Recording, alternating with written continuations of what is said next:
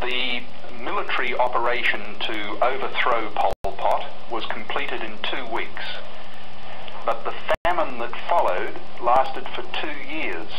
Why was that? The food situation, yes. I would like to say that Vietnam, Laos and Cambodia, we have been torn by war for 30 years.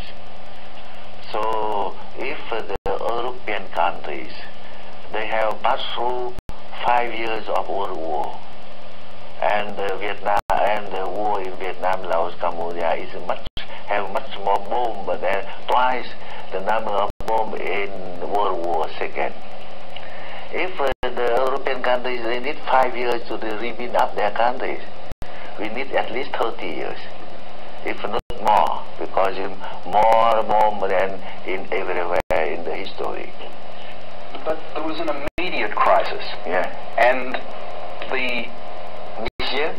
an immediate. It was a very immediate crisis, life and death. And it turned out to be death for a lot of people in 1979. Why didn't the Socialist Bloc respond more quickly?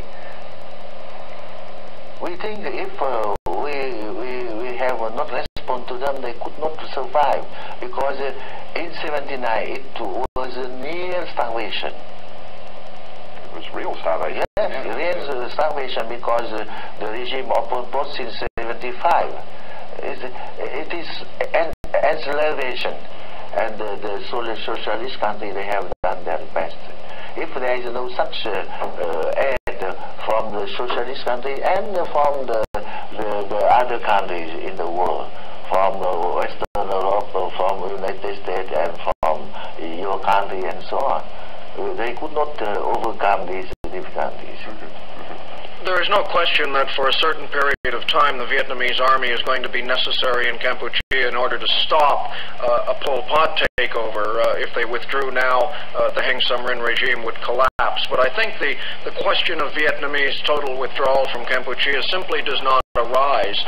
If you study Vietnamese history for the last 700 years in Cambodia, the manner of conquest has always been to move people forward and follow up with the army.